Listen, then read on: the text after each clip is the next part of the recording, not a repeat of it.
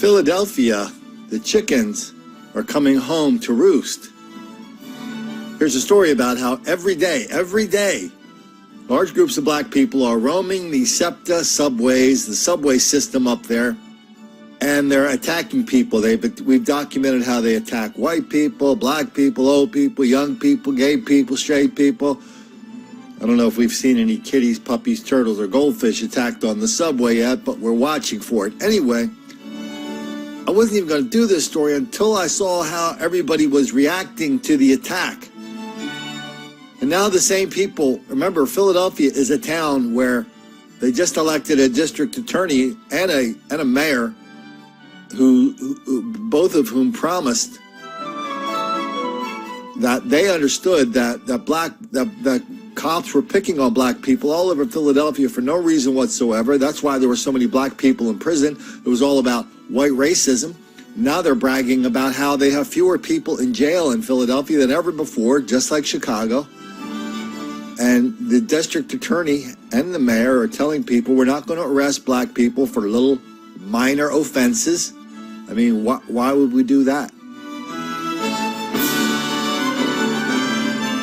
The message is out. Anything goes in Philly. That's what they're doing on the subways. Check it out. We begin here at 4:30 with a problem SEPTA police have to deal with day in and day out around this very time, fights.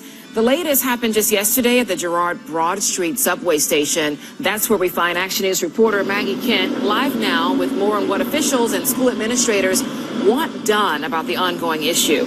Maggie. Well, Shari, as you mentioned, it happens at 3 o'clock almost every afternoon somewhere in the city. And while transit police say they can't be at every stop, on every train car, at every moment, school administrators and parents want to see more manpower to stop the brawls underground. It was at the Girard Broad Street subway station. 4 7th grade girls on their way home Monday afternoon were met by a group looking to fight. When I tried to get my book bag and go, someone dragged me on the steps. They picked my head up because I was like this. They picked my head up and slammed my head into the railing. A boy comes behind me and pulls my book bag and start hitting on me and my friend Tatiana. We're just like laying there on the steps, hitting our head over and over again on the stairs and things, getting hit over and over constantly. It's an ongoing problem, says the founder of Mathematics, Civics, and Science Charter School. This goes on every day.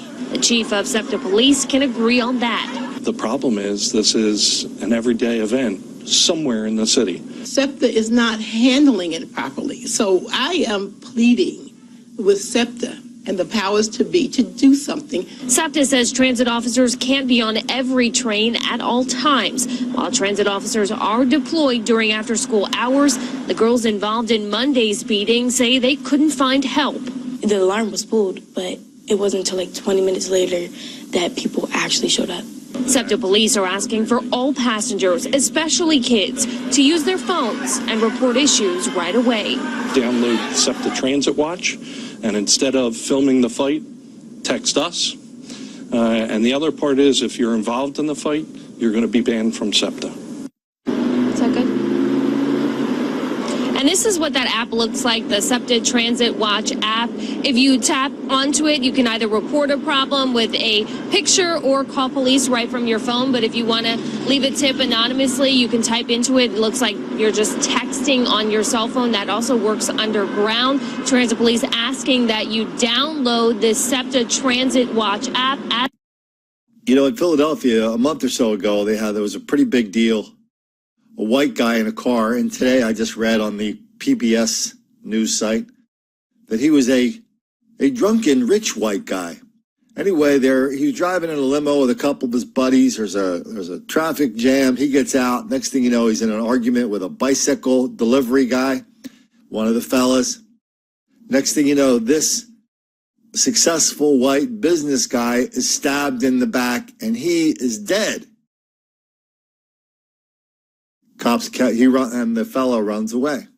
Next thing you know, the cops catch him, put him in jail. They charge him with murder. Then all the argy-bargy on the streets started. The ministers, the moms, the reporters started reminding everybody that, hey, the guy who got killed probably dropped an N-bomb, or he probably did something racist to this kid. And so as a result, we shouldn't charge him with murder. We should drop this charge down to some kind of manslaughter thing, and that will immediately get him out of jail while he awaits trial. This is a killer. They're holding marches for the killer. The district attorney said, oh, hell yeah, I'll do that. He did that. The kid comes out of jail. There's like 20 or 30 people out there from his church. They're surrounding him. They say they're celebrating his release from jail. They're celebrating a black person that just killed a white person. These are church people. So if the district attorney in Philadelphia doesn't give a damn about somebody getting stabbed in the back and killed on the streets of Philadelphia, what do you think he's going to think about a couple of kids, quote, air quotes, getting into a fight every now and then? Do you think he really is going to care about that? Is he going to charge people with that? What about that school principal? What is she going to say once they start arresting these black people who are doing it? Oh, yeah, it's a black thing. All those argy-bargy on the subway, that's a black thing. What do you think that school principal is going to say when they start arresting black people? What do you think the school principal says now about black history in her black school? Oh, damn, I almost forgot, though, the one of the most interesting things about that video. Did you see at the end, the reporter pulls an app out, one of these see something, say something apps? How many stories have we done on the exact same kind of app that they had in Philadelphia, in San Francisco, in the San Francisco Bay Area on their BART system? Remember that story? They had it going. They had it going for like a year.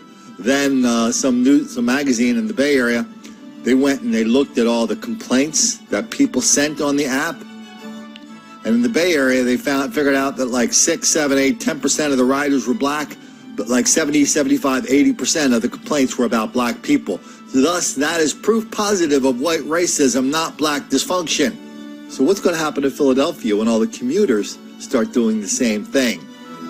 They start seeing all these black people roaming around the subway without fear of consequence, beating the hell out of people, black and white, young and old, gay and straight. They're going to send in their little messages saying, hey, I think I just saw 10 black people beat the piss out of a couple of girls. What's going to happen when people start looking at them? Those messages. What's going to happen when they start tallying up the numbers there? Where everybody in denial is confronted with this enormous level of black violence, wildly out of proportion on the subways of Philadelphia. I mean, how long will they be able to maintain a straight face as they look into the camera and say, listen, we don't have a problem with violence, we have a problem with racist apps and racist white people who are always picking up the phone and calling the police about black people for no reason whatsoever. That's what we've seen in other places. That's what we will see here, which is okay in Philly because that's pretty much guaranteed not to make the black kids angry.